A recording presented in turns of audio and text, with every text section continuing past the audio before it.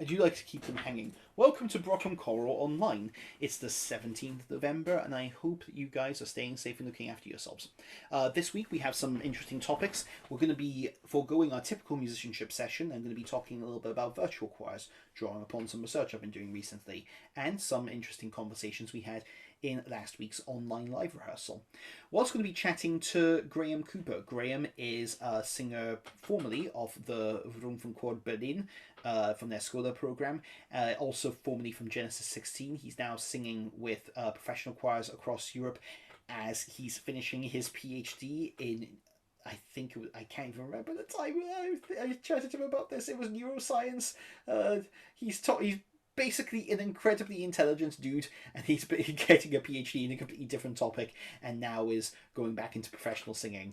And he is the kindest, sweetest, up and coming young tenor that I can think of right now, who I think can bring some really interesting insights into what professional singing is like, how it is in the continent, and how training programs are compared to they are in the United Kingdom.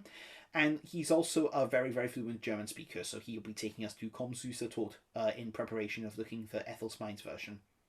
But first, do you have ideas for next term? Well, I'd like to hear them, actually. The challenge with next term is we're now in a position where obviously we have another lockdown that has been taking place. There may be another lockdown, there may not. There may be other opportunities to sing live. Might not. We could have the opportunity of thinking about virtual choirs or different types of repertoire or different ways of experiencing music. What for you has worked this term? Please email our secretary. You'll find you can contact him through the Brockham Choral website. I will not list the email address here because this is a public-facing YouTube video, and I don't want to send them lots of spam because nobody likes lots of spam.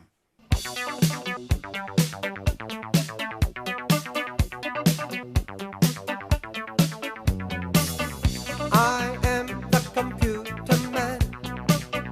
I can do anything you can. I am the computer man. I can do anything you can. Before the pandemic, we understood choirs as this.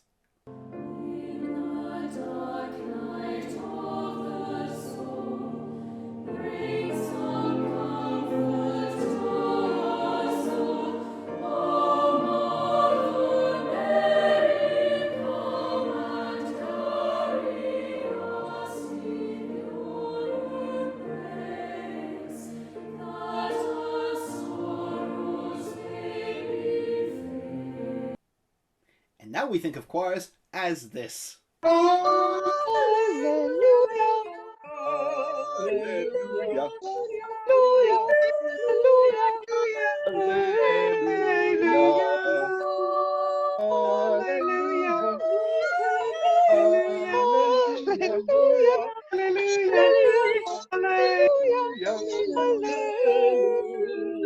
As we've been working in the pandemic, we've found the growth of the virtual choir, and the virtual choir is of itself not a new phenomenon. Following some really interesting virtual choirs I've been looking at in the past little while, I'm decided to kind of remove what I was planning on doing for the musicianship topic this week. Just very quickly talk about the history of virtual choirs, because I'm actually quite interested in this as a research practice. What is a virtual choir? Why is it different from different kind of choral models? Why can it not replace it, but rather how can it kind of become part of our practice, part of what we do as musicians? And the first kind of issue to kind of think of is one of the big things I got told at the beginning of this whole process is virtual choir isn't choir to me. Virtual choir isn't choir to me. And in order to understand that, I needed to think about what is it about virtual choir and choir that is so markedly different. Is there a difference? And the conclusion I came to is that you need to think of it as two different types of choral practice. Choral music itself remains the same. We still happen to look at a musical score. We might happen to look at the same notes or sing the same tune, but the actual music itself often remains the same. But the practice of it is different. We have synchronous practice and asynchronous practice. And the two are the complete opposite of each other. Synchronous basically means together. Asynchronous means not together. Now that should be quite obvious, but there's also some kind of specific terminology I use with it. Synchronous choir, as I define in this article, which I told you about a couple of weeks ago, synchronous choirs are basically unified in their principles of educational and social development. The whole history of choral music is, although it has been performed since the 1700s with ensembles, the rise of the large amateur choral society happens in Europe as a kind of phenomenon in the 19th century. It's trying to think of morality and peaceable forms of educated recreation and leisure.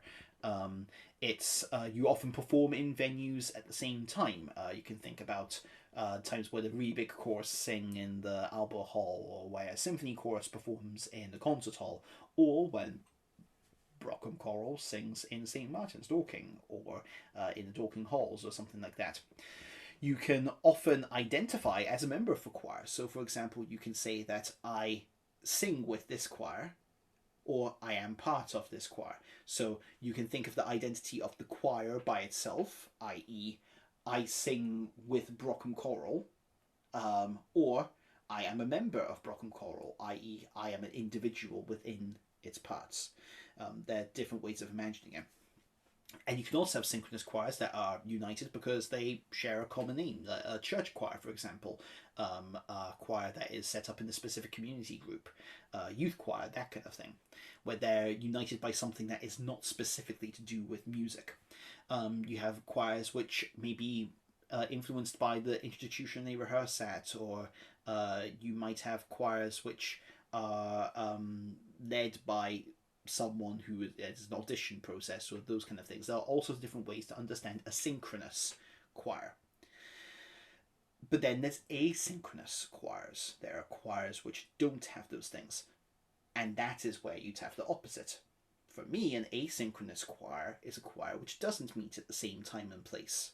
An asynchronous choir is a choir which doesn't necessarily sing all together at the same time. And may not necessarily share that same kind of community bonding experience as you would have in in-person choir. Now, that's potentially contentious. And what I want to say at this point is that just because that community experience is not the same doesn't mean that there's not a community experience. One of the really amazing choirs to come out of this process is the Stay at Home choir, led by Tori London and Jamie Wright. And the amazing thing that they've kind of developed is a sense of community among their singers. Many of them will attend their specific section rehearsals as well as record their individual parts. When I launched Click and Sing at the beginning of the pandemic, it was a very similar kind of process where our community never sung together in person, but there was a kind of a mingling. There was definitely a sense of community and a sense of belonging among the membership, and that was fantastic, and was still really special. But it wasn't the same as a synchronous choir. It was an asynchronous choir, but it still shared some kind of community practice. One model of continuing this is the virtual choir, and the virtual choir is basically a pre-recorded type of choir. It is a pre-recorded combination of different elements. For those of you who've never participated in a virtual choir before, and that's perhaps not surprising, there may be various reasons why you haven't, the process is reasonably simple. You record yourself.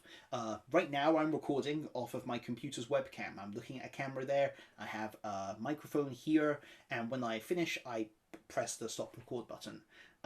I could do the same thing on my phone, or I could do it on a digital camera and end up with a recording. What happens at that point is that someone who is looking at this edits and stitches all of those together. So you could be looking at things that are slightly different.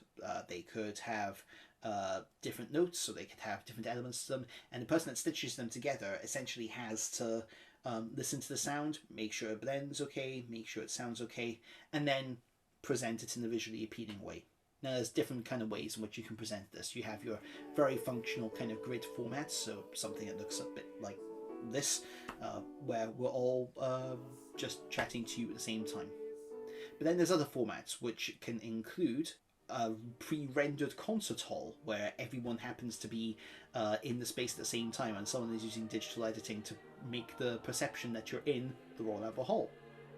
Or different kind of backgrounds and different alternate shots. The Hymn of Axiom that we looked at in our last live rehearsal uses stock images and stock footage which help create a sense of a narrative. Or there's completely different virtual environments altogether. Look at this video of Eric Whitacre's Fly to Paradise.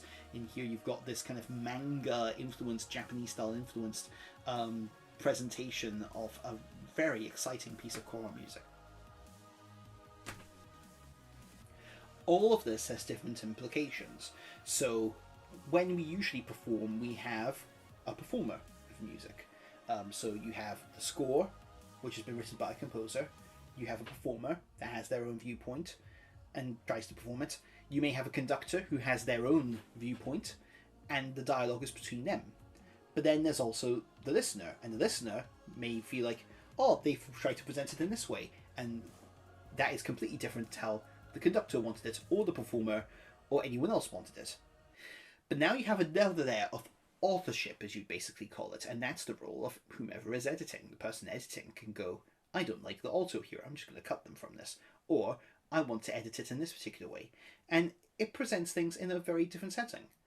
And so there are all sorts of different fundamental meanings and understandings which can be taken from this. From a kind of phenomenological point of view, this practice is a really interesting way of presenting choral music. And that brings about really interesting implications, particularly for amateur choirs. Now, amateur choirs would not historically have been able to have access to this kind of practice. This is new. If we were going back even 10 years ago, 15 years ago, the number of choirs who would be regularly recording themselves were far fewer. There wasn't access to as many of these smartphones, for example. There wasn't access to cheap recording technology or easy access to software on computers where you could just edit things like that. But then on top of that, you also didn't have platforms like Facebook or Twitter or YouTube where these things can be shared at the drop of a hat, where you can go viral, where you can suddenly share things and have a different kind of audience to whom you might have had before. This is a very different kind of implication for a choral society. Many of us in choral societies have typically sung to a local audience.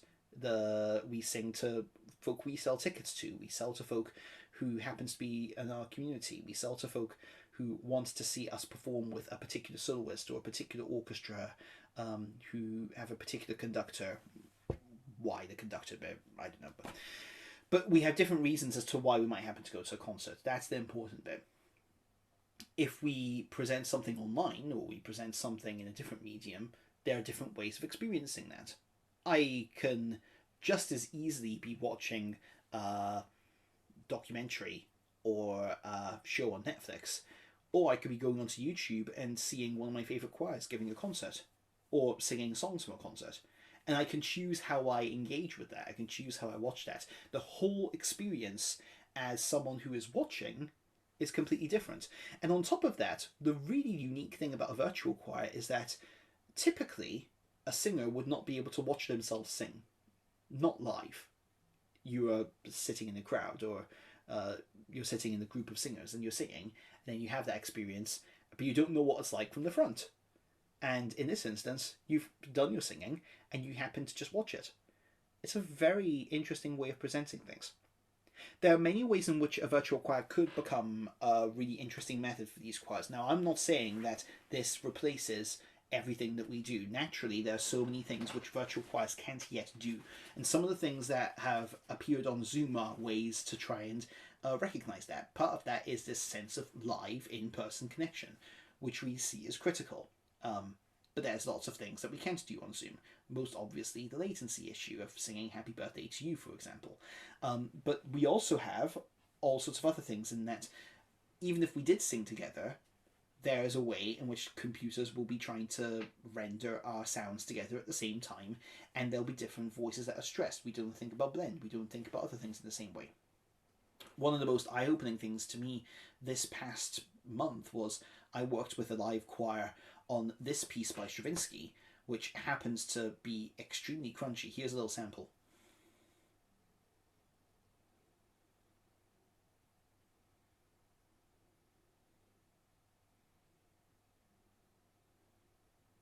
Stravinsky's Ave Maria is of itself a relatively straightforward piece, but because it's using such close harmony and all these very tight chords, all of a sudden you have to have all these different considerations as you're working with a group of live singers. You think about blend, you think about vowels, you think about balance of the singers, and that's something you can't replicate on Zoom rehearsal, and it's something that you only get a semblance of replicating on the virtual choir at present, unless you give all the instructions really meticulously in advance and everyone follows them. You can't, it's much harder to kind of go and edit and make it sound really, really pristine together in the same way you would have in a live session. So one would then say, well, what's the purpose of a virtual choir? And I would say that it is part of our toolkit, a new and interesting part of our toolkit. It enables us a chance to record, to distribute what we do to a wider audience. It gives us a chance to think about different aspects of our performance and how we can work on perhaps more interdisciplinary ideas. Imagine, for example, if we weren't all able to work together on a particular piece of music and, say, some massive dance element, but maybe we could in something like this. Look, for example, at what the BBC Singers did recently with Viatores Mundi, Curse Upon Iron. This combination of live dance, this intense rhythm, might not be possible for all of our singers to make at the same time. But if we run it as a virtual choir, maybe it is possible. It also means we can collaborate with people who may be from further afield. Again, the hymn of Axiom, there are singers from here from all over the world. There are some from Puerto Rico, some from the United States, some from mainland Europe, from the north of Europe, some from the Far East. The whole combination of singers would not be possible. There's a greater scope for collaboration with a virtual choir than you might typically have in an in-person setting. And then the other tool is pedagogical. We typically don't get a chance, as I said, to be able to see ourselves perform. And this is a chance for us to be able to actually look and go, oh, here's how I look when I perform, here's how I sound. We are able to look at that, assess it, and then also distribute it to a wider audience of potential viewers, potential fans of our choir and other choirs. There is a risk of it being lost in the ether with so many other virtual choirs, of course, but if our purpose is not for the publicity, but our purpose is for the education, then there is definitely an element of which this can be part of our toolkit. Virtual choirs are not without faults just now. The biggest one of these, of course, being kind of a computer literacy and a technological literacy that is required for folk to engage with it in the first place. By virtue of the fact that you are here on YouTube, you probably have, without knowing it, most of the skills that you would need to get started on this in the first place. Typically, most people who are involved in virtual choirs now involve themselves simply with a modern smartphone. And on my modern smartphone, I would simply load up my camera application, I'd load up the video function, I would point it at myself, I'd set it up somewhere, ideally on the level surface or whatever I happen to do with it. I would press the record button and I would follow the instructions that I was given on the recording that I had, that I was using as a guide. Most guide recordings now that you sing to with a virtual choir will either have a bleep at the beginning of it or a clap for the video editor to be able to sync it together. And then once you've recorded yourself singing, however you might feel about it, it's simply a matter of sending it off. There's a very big psychological thing about the fact that you think you sound quite different. And this is something which is potentially quite a turn off for folk when it comes to virtual choirs. This is not necessarily a deal breaker though. I think most of the time we sing in choirs and we almost forget what we sound like because we're part of a much wider group. We're part of something bigger than ourselves.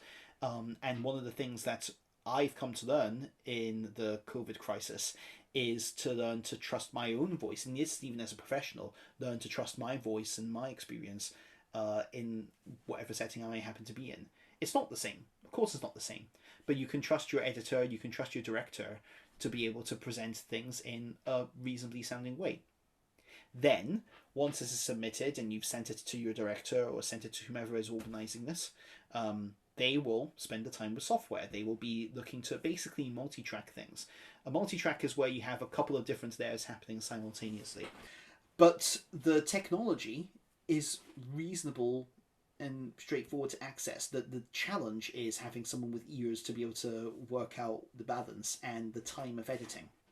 There is some interesting technological developments which is making this much more accessible. Take Quireless, for example, which is being developed by a group of developers at IBM. IBM are using their Watson technology to create basically artificial intelligence to help with editing a virtual choir. The technology is still in its infancy, it's still in its beta stages right now, but a number of groups have been able to find some interesting success with folk simply submitting their virtual choirs onto this platform. Then this platform, using its artificial intelligence, does the editing work for you.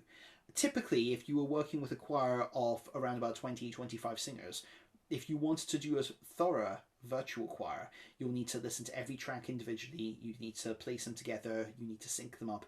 The whole working process of making the audio alone, let alone with trying to create and render a video on top of that, is maybe around about 30 hours.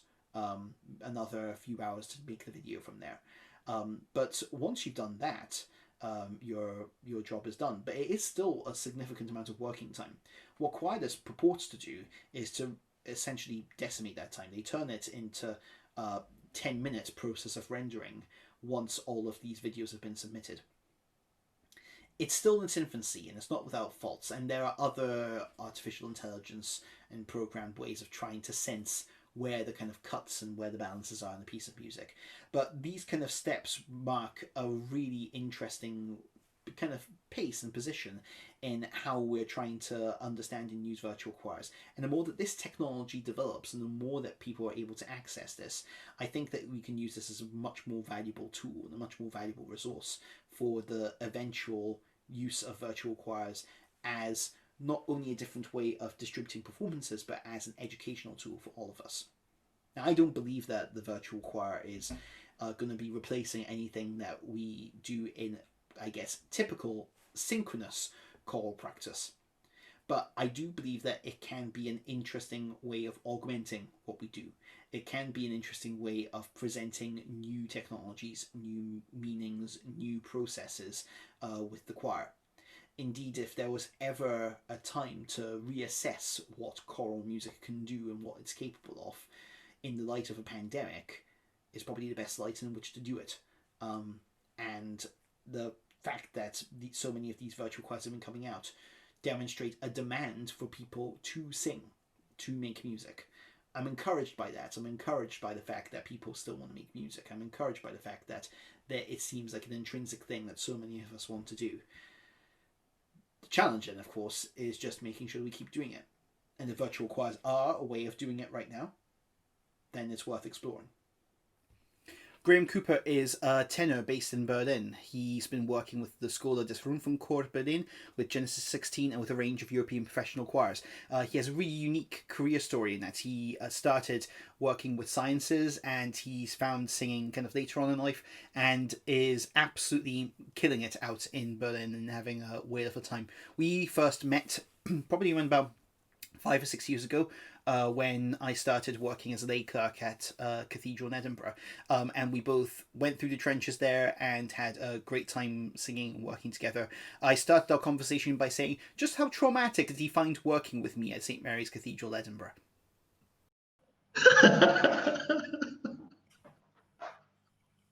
I loved it and I had a great time and I wouldn't change anything for the whole world.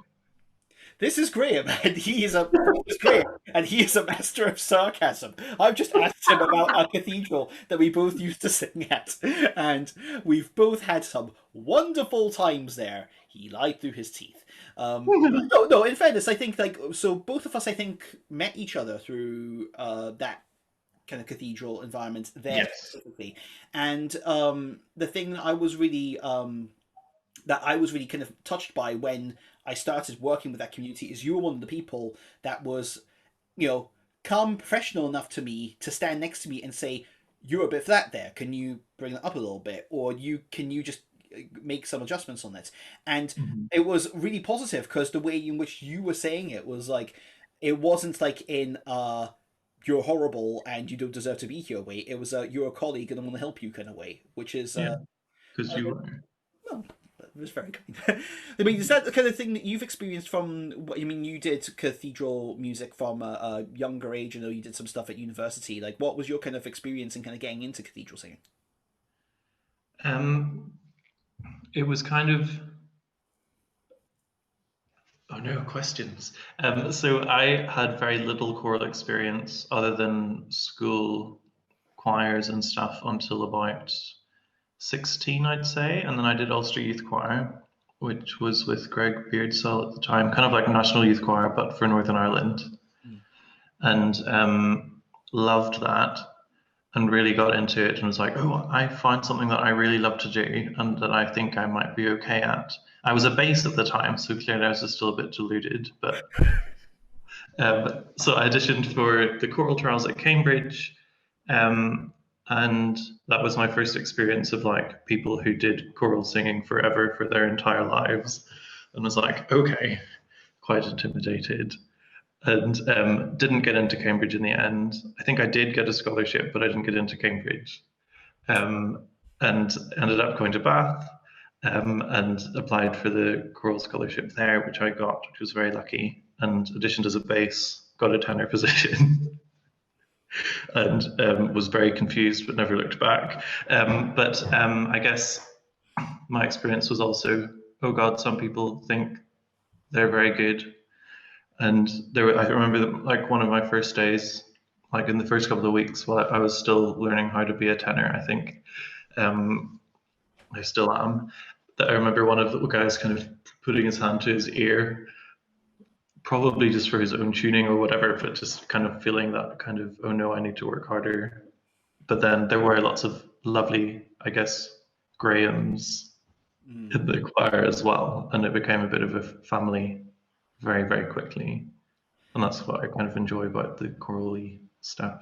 I think one of the amazing things that I've felt from making music in choir settings specifically, not necessarily just as a soloist or as a conductor, is the sense of community that you can kind of get from something like this. Like even in a professional setting, if you're in a solid professional setting where everyone's clearly got the same aim, then it's still quite easy to like people in that environment Absolutely. and enjoy making music with them because everyone's so intuitive and has a great musical opinion, and you can disagree with them on it, but there's still something quite cool about what they're trying to do.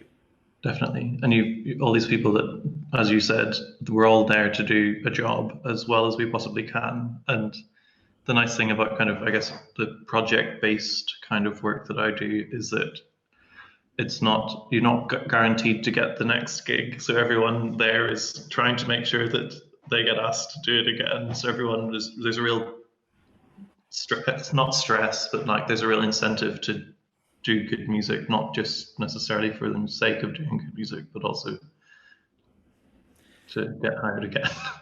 We'll take a deeper chat with Graham in a second to talk about his freelance background and how he's now making music in Berlin. But we're going to poke Graham's brains on wonderful translation and pronunciation, and we are on the chorale Komm süßer Tod. This is one which, I mean, Graham's sung a version of this with me a couple of times. I know we've done the Knotenlisted version of this, which is beautiful and basically the same every time and always kind of weird and wobbly and crunchy. The version we're doing with Ethel Smythe is a lot less crunchy, but it's a very straightforward text, and Graham's going to lead us in some pronunciation and explaining what is hard and easy for native English speakers to get to with this. So Graham, when you're ready. Yes, no problem. So I think the easiest thing to do is for me to just read this through once, and then we'll do the translation, and then I'll go into things that might be a bit Go for it. Harder. So, komm, süßer Tod, komm, sel'ge Ruh, komm, führe mich in Friede, weil ich der Welt bin müde. Ach, komm, ich wart auf dich, komm bald und führe mich, Drück mir die Augen zu, komm, sel'ge Ruhe. So that's come, sweet death, come, blessed rest, come, lead me in peace, into peace, because I am tired of the world. Oh, come, I'm waiting for you. Please come soon and lead me. Press my eyes closed. Come, blessed peace, blessed rest. Sure. Yeah. I mean, rue is one of those words which, like, always can be translated in different ways or in different contexts as this kind of peace and rest thing. Absolutely, yeah. So, I guess the classic first thing that is difficult is ich. I think a lot of native speakers find that quite difficult because people tend to either go ich or ich, and it's a very specific kind of in between of those two.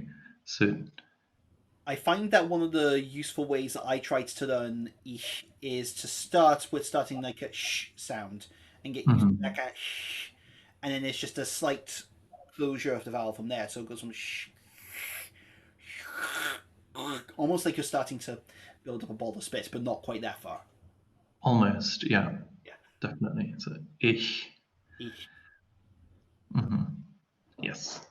Other things, the classic, there's a lot of R's that I think native speakers find quite difficult to do, where there is a slight roll of the R for Ru and Friede, having that really fricative F and then going straight into the R. I think people struggle with quite often. So Friede.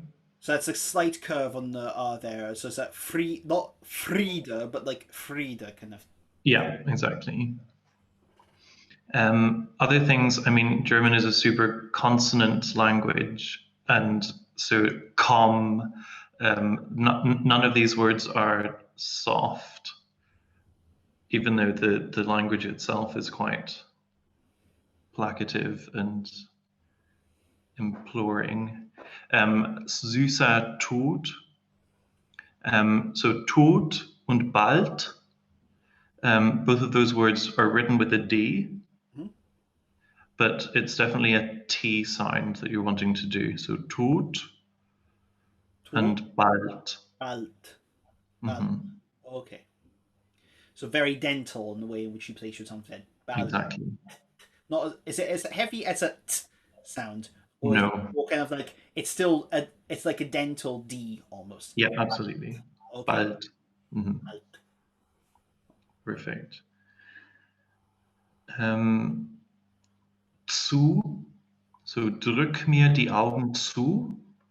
So there's that T at the beginning. Exactly. So what I always imagine that as a TSU, and I think that makes it a bit easier. So zu. Su. Sel'ge is quite difficult just because it's a really old-fashioned German word that doesn't exist anymore. So the modern German word is selige, and it's kind of just like a mix. It's kind of crushed that word together. So sel'ge. So those of our choir that have sung the Brahms German Requiem, and they are singing the first moment, the Selig sind die da Leid tragen, that moment. It's that same word basically of Selig, but Exactly. it's obviously this olden style setting of it. So Selge kind of thing. Yeah, perfect. Dich is like ich, but with a D. Let's not mispronounce that. Let's move on. Yes. Ach. I think that's quite difficult to go from ach, komm, and have those two very separate. Yeah, it's almost like that kind of glottal in between ach, komm. Going to be great to try and make this kind of music if we make this music live in the COVID setting where we're trying to say, oh, we don't want that many plosive sounds. And just absolutely that out. German text. Not ideal, not ideal at all. No. Anyway. I think that's it. It's quite it's a very achievable text for a chorale, I think. Mich, dich, bald, Tod, Friede, Ruhe. Yeah, I think those are the struggle points. Yeah. I think most of our choir will be able to manage those vowels perfectly Yeah. fine and those consonants okay. It's just the little tricky points of understanding things like the or like where the R's are slightly rolled or getting used to a D sound having more of a dental ending. Yeah. If we can manage that, we should be fine. Wunderbar. Vielen Dank, Graham. Yeah. That's the extent of my German. I did know a bit more, but I've ended up just losing it out of lack of practice. So let's talk, Graham. Let's talk about how you kind of developed your career from here. You were fortunate enough to sing with Genesis 16 some years ago. How did you find that experience was in terms of forming your want to kind of do ensemble singing or solo singing as a potential career? I think I wouldn't have a career if I hadn't applied for Genesis, at least not in the way that it's kind of developed. Um, so I'd finished my bachelor's degree, and I had some experience with singing with Bath Abbey the whole time, and some recordings and solo things with them, which was nice. But it was really when I applied for Genesis and got in. It was a big confidence boost for me, and B, it was amazing to meet all of these other really good singers. Working, of course, with Harry and Eamon was really good, but I think just having that confidence and kind of a bit more self-belief that doesn't necessarily come from the cathedral scene. I think if you're just singing in the cathedral scene, it's very easy to just stay there and feel quite safe. To then apply for other things. It's like, oh, well, I got that, so maybe I could try other stuff. And in a way, I think having Genesis on my CV got me a couple of auditions that maybe I wouldn't have gotten otherwise. I remember that certainly for certain auditions coming in and they go, oh, you did Genesis. Yeah, it was a talking point, I think. I think one of the interesting things that you brought up, sorry for interrupting you, No. but like you mentioned a really interesting point in that, and it's maybe something that folk that don't have the cathedral experience maybe don't quite recognize, especially if you're singing with a cathedral that does daily services. Like that's something that is, you are working as a professional at that point, and that is in many ways a real kind of boost to your esteem, but it can be you think of that as like your job, and you tend maybe don't necessarily think beyond that. It kind of bubbles in a way which using the parlance of the moment, kind of bubbles, and then you can get stuck into that occasionally. So it's important to know where your skill set is beyond that. And you've always struck me as you are too humble, Graham, and that you're the kind of person that seems to actually really really thrive in all sorts of different environments that you've made music in. I mean, I remember us working together on things like Britain Rejoice in the Lamb, or some other items when we've done some projects together with Reid Consort and other things back in Scotland. And that's been absolutely glorious to see you kind of stepping to the fore as a soloist and really going for things. That's very kind. I'm not trying to make you feel I self-conscious. didn't mean to put down cathedral singing. That's one thing since moving to Germany that I desperately miss, is that amazing tradition and the friendships that you have, and kind of just getting to sing every day and sing really interesting music. And it is such a high level of musicianship. It just is it's like a completely different scene to the other professional singing that one can do, is what I was more trying to say. I understand. Yeah. Right. So you moved to Berlin. It would have been based 3 years ago now. Yes. Um, to commence a PhD in. Now I need to make sure I get this right. Is at the Einstein Institute in Berlin, where you're researching neuropsychology. Neuro. Yes. So it's in medical neuroscience, but my background is neuropsychology. So you're right. Okay, my apologies for trying. I want to make sure I don't want to assume the discipline in something like this because I know I'll be absolutely wrong. But so tell us a little bit about what you're nearly. I dare say this with the choir. You are nearly approaching the end of the thesis, or Yes. the end of the doctorate. What have your publications been about? What's been your kind of your key focus while you've been working in Berlin? Yeah. So I study multiple sclerosis. I'm based in Charité Hospital in Berlin, in the center of Berlin. English words are hard. And yes, so multiple sclerosis, and the focus of my research is on MRI and how we can use different experimental sequences to better understand what's going on in the brain, as well as, which has now become kind of my thesis, how we can use scans that we get typically as part of the clinical routine and how we can combine them to get even more information that we otherwise wouldn't be able to get, is kind of my thesis in a nutshell. Awesome. And one of the things that you've still been able to do while you've been out in Germany is that you've still maintained something of your singing work while you've been there. I mean, one of the things I was so like, oh my goodness, when you first moved out there was that within the first month you found yourself working with the Schola des Rundfunkchor Berlin, and Yeah. that was just like, yep, this is a time where I know you are absolutely fantastic singer when you start working with like professional radio choirs in Berlin and you're like your first week. Oh. Tell us tell us a little bit about what that experience was like because obviously you come from you had your training development work with Genesis 16, which is Mhm. a choir clearly very much based in the English cathedral tradition. But then you also had this training with the School of Disruptive Berlin, which is I mean, I think I'm right in saying basically kind of like a training program almost for those kind of professional choristers that want to make it in the German system. Absolutely, yes. So so I guess the first immediate difference between Genesis and Schola des Rundfunk was that Genesis was kind of spread throughout the year.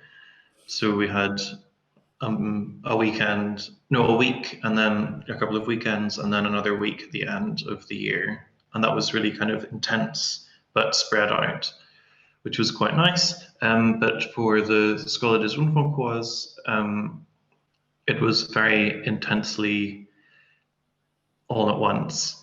So it was, I think, a month or 6 weeks of full time kind of singing with the Rundfunkchor.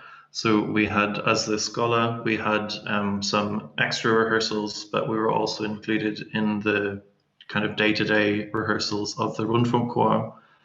And that all accumulated then in a big performance as part of the Rundfunkchor. And then at the end of that performance, we as the Scala did a small radio recording, which was really exciting. And I think it was really cool, first of all, just to have rehearsals in German for the first time, and to see how German conductors work. I think one thing that struck me was that I guess funding is different in Germany for the arts than it is in the UK necessarily. So there's a lot more funding available, and that kind of leads very naturally into more rehearsal time. So one thing that was really amazing or a really cool experience was to have a lot of time for each bit of each piece and to really be able to work in detail over a longer period of time than one necessarily would have with an English choir or with Genesis, for example, where you kind of have to come knowing all of your music and then it's just fine tuning. I think there's a little bit more you can come up and not necessarily know all the notes off by heart, but then you have that space. I find that something that's a lot of people don't necessarily understand about if you're not within the professional circuit in the UK. I think something that amateur choirs maybe don't necessarily get, and it's not a disrespect thing, it's just the Yeah, different experience, is that the amount of time that an amateur choir gets is often probably about on par with what a professional choir would get for the same kind of program. I mean, it yeah, spread over a week rather than over several weeks or 6 to 8 weeks in a kind of a term process that a chorus society would get. But look, as soon as you're doing like 8 weeks of an hour and a half rehearsal each, basically, that's what 2 days, 2.5 days working on yeah. 3 hour sessions, one morning, one at night, and then it's your gig. And If you're lucky. and then the thing is completely, and then it's completely different when you are in a country which is able to support such an extended amount of rehearsal time, and then get a whole a solid week on something like Mahler Symphony, for example, or contemporary Mhm. work, rather than essentially a couple of days. Exactly. What else did you find was interesting from that experience? I'm sure that experience of seeing the longer rehearsal time was helpful in some ways, perhaps less helpful in others compared to experiences you had elsewhere. Yeah, I mean, I guess without being, well, without coming across in the wrong way, I guess coming up, growing up with the English tradition was kind of, your sight reading tends to be quite good, and you come kind of knowing your notes and expecting to get maybe half an hour on a piece before you have to perform. And so I came with that kind of attitude to the scholar scheme and other stuff that I've done in Germany since then. And it then, I guess, while there's loads of time to do things, I maybe appeared a little bit more prepared than others. And then there's a bit of waiting around and thinking, haven't we done this? We've done this a few times. Surely people can get it now. And that sounds really horrendous. Graham, That's not what I'm Graham, going for. Graham is wonderfully the diplomatic in the way in which he happens to say they just didn't do sight reading well. Like, Yeah.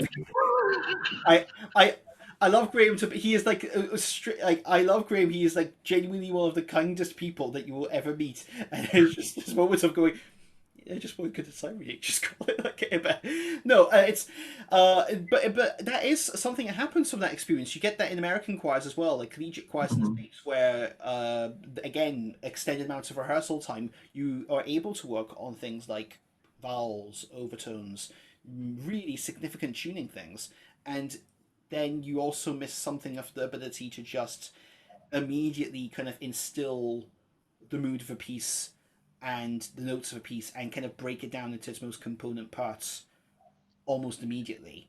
Like Mhm. that's a skill set that I know I valued from the experiences I had. But I was also somewhat alarmed by when I did my work in Germany that I was like, oh goodness, okay, they are taking a while to, start to read a Brahms motet or something. Yeah. You'd think they should be able to manage that fairly quickly, right? Mm. It's different. Yeah, it's not that hard. Oh. But But I think on the other hand, of course, there is that luxury and the kind of, you really do have time to work on things and make sure that everyone is all together. And I think it irons out what can sometimes happen in an English choir is if someone is less prepared or less experienced, it really stands out that they're less prepared or less experienced compared to everyone else. And in this system, it's really about how good is your voice and not how well can you sight read, mm. or those sort of other aspects, because they get ironed out through the performance, and then you come and you just get to pick people based on how well they can sing, which I think is something that's really cool. And It must be a kind of a different and also somewhat refreshing difference of like being able to work over in Berlin as opposed to the kind of work you've done here. And not that there isn't a advantage in the stuff you've done in the UK and Ireland, but it must be quite a neat experience to see the approaches as they've been on both sides of the continent. mhm, definitely, and I guess coming to auditions, um, like I had quite a big audition last year, and was expecting like it to be really, really tough, and to be difficult sight reading. And so in preparation, we had to prepare 3 arias and an excerpt from BAC Choral. And I assumed, okay, and then there'll be some sight reading. But the BAC Choral was the sight reading. We were just given it in time to prepare. And this was a nice surprise, I guess. So, like, this is your sight reading. Great. I thought the point of sight reading was that it's on site. Nope, you've got Yeah. a week, Yeah. or you've got like, and you're giving it when you arrive, and you've got like at least 20 minutes, something like that, to prepare it, rather than like, okay, here it is in front of you right now. Good luck, kind of thing. I've never nailed a sight reading, but more than that.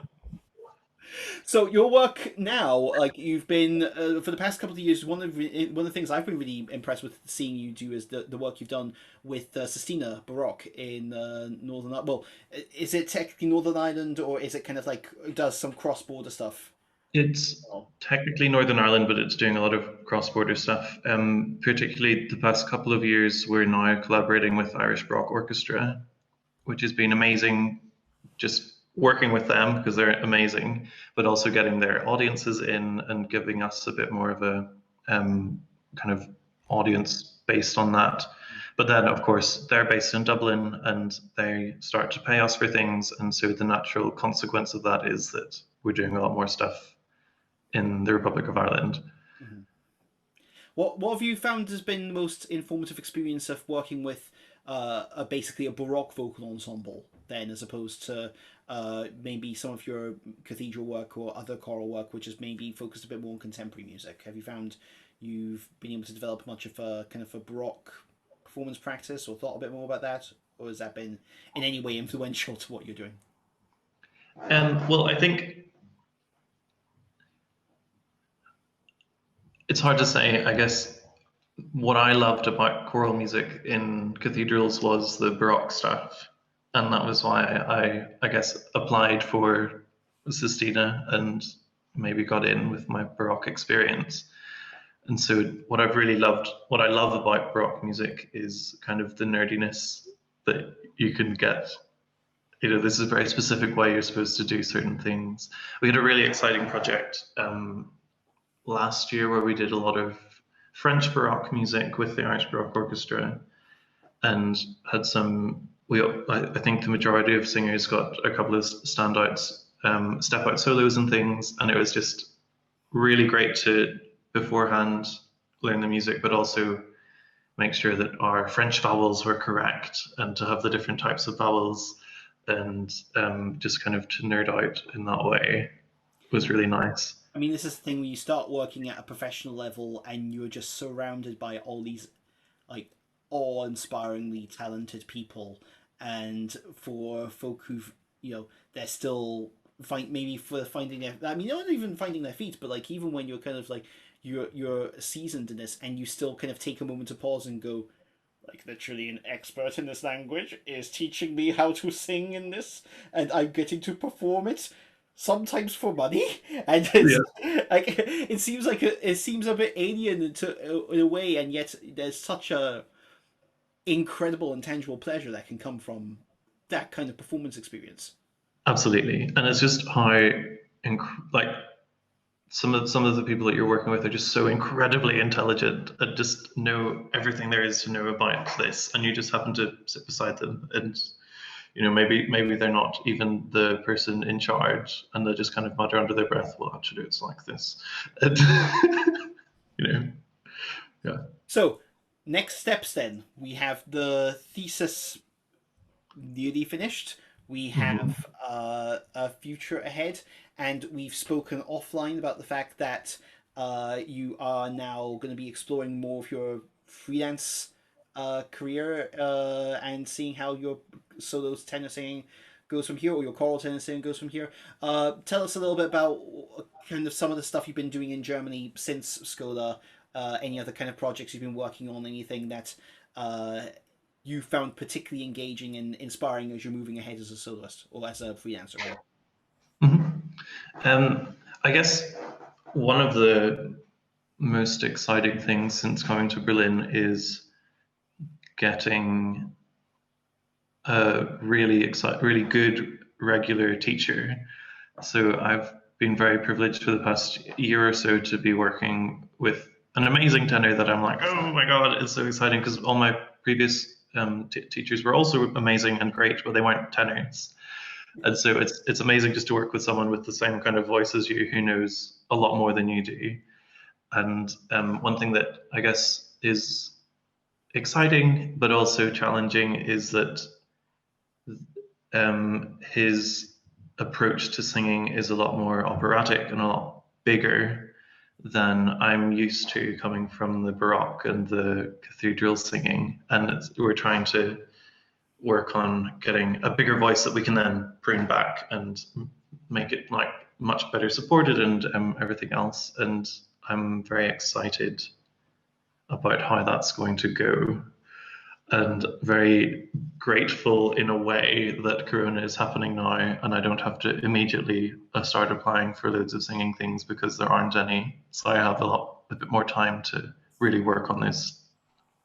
I think that's that as much as like so many of us have been so negatively affected by COVID, and notwithstanding the great emotional and physical and financial distress for so many folk, there is for a lot of folk there is an opportunity that comes from it, and there is a chance for a really serious focused development. And it's kind of, in some ways it's kind of nice to be able to have almost this pause on the kind of the freneticness of how life maybe was beforehand, and to take this time to self-reflect and go, no, this is what I want to do. And the fact you've got this opportunity to develop your voice with such a truly awesome teacher is fabulous as well. So yeah, glad to hear. We're going to finish off with quick fire. So this is me just going to throw some different kind of either or situations. You have to pick which one. You don't need to overthink it. Here we go. Brahms or Mahler? Brahms. Star Wars or Star Trek? Star Wars. Okay.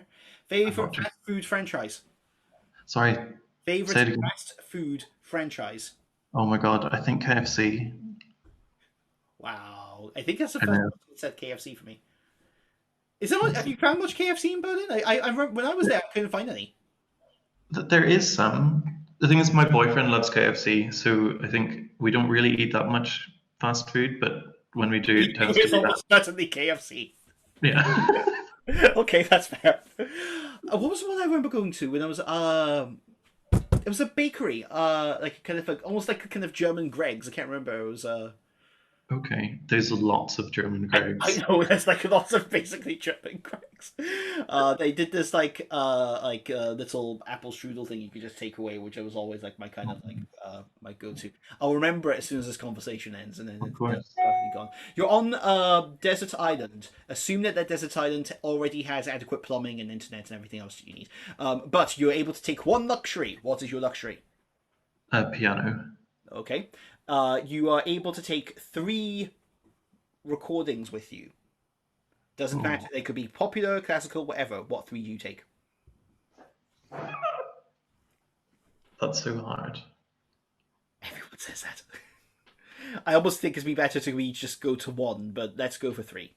Because most people get really anxious if I say 1 there. I'm not sure I would be less anxious about 1. If it's 1 and you know that 1, go for it, and then.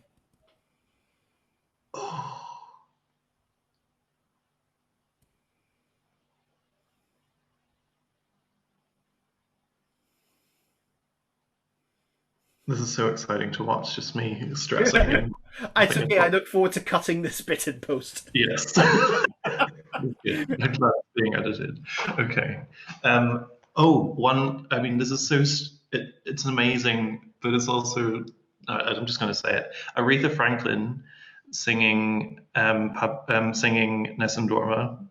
Oh yes, underrated, but like just one of those amazing kind of artifacts of R&B singing. Just like so good. Yeah, it's just so impressive. Cool. Let's stick with that one. Okay, we'll go with that one. So you've got a good recording of Aretha Franklin singing Nessun Dorma, and then you can practice it to your heart's content on the piano for everything else. That's fine. Perfect. Favorite film? Favorite film? Stardust? Okay. Yeah. I get that. Yeah? Yeah, I remember seeing it once when I was a lot younger, and I understand. Yeah. I understand what you mean by that. Yeah, cool. Okay, we're gonna go for word association. I'm gonna throw just some words at you. You tell me the first thing that comes to your head, and I'll look forward to you analysing this in due course as soon as the recording's done. We're gonna talk first about Talus. Spam? Tenor.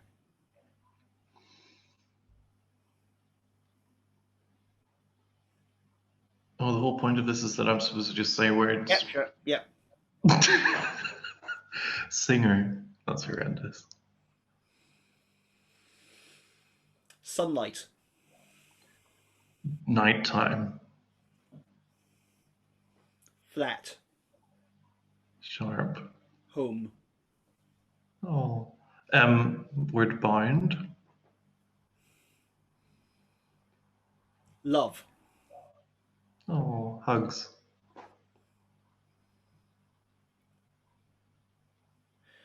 I'll try and find the right word for what I was going to say now. It's suddenly left my head. Don't respond to that one. That's clearly not what I was trying to say. Companion. Monkey?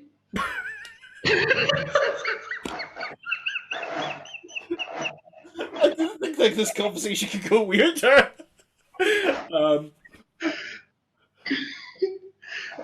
Note. Follow up. Monkey.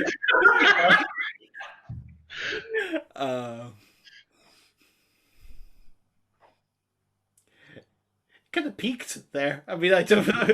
I should finish with music, but I feel like we want to finish with Monkey. With music. Oh no. I would also accept monkeys for music if we really wanted to, but I'm not entirely sure. No. I think we're kind of stuck now. I think neither of us can think of anything but monkeys. It's true. Well, actually, no. What I'm thinking of is it's not safe to go alone. Take this, but it's a kitten. It's my second thought from Companion. That's a very specific thought, and I'm sure that fans of Zelda in the room will absolutely love that. But sadly, I've come to realise that it's very difficult to find the Venn diagram between most amateur choral societies and Nintendo games. The overlap is fairly minuscule in how it works. If there are any closeted Nintendo fans within the realms of Brockham Choral, please see me. I'm genuinely interested in knowing. But I should imagine it's not a particularly huge overlap in that one, but that's okay. Music.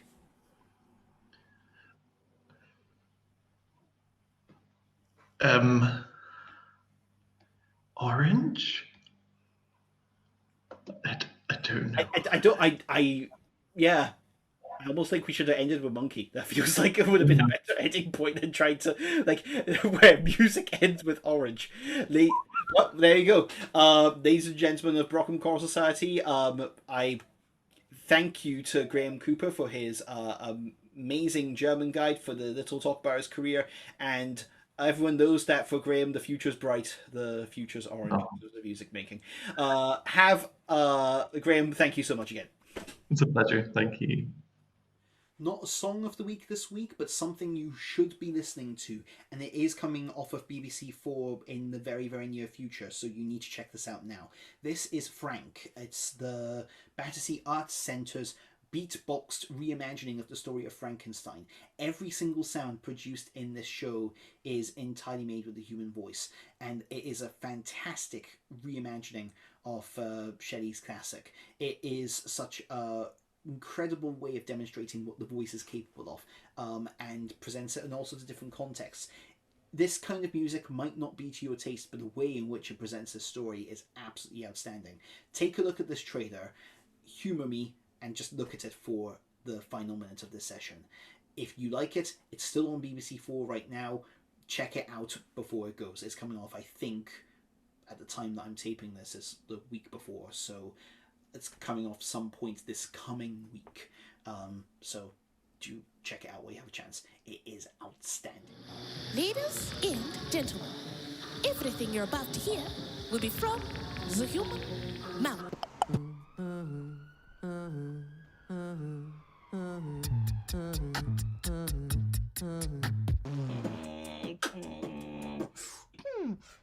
Evil begets evil. If you tell someone there's something for long enough, it starts to become a self-fulfilling prophecy.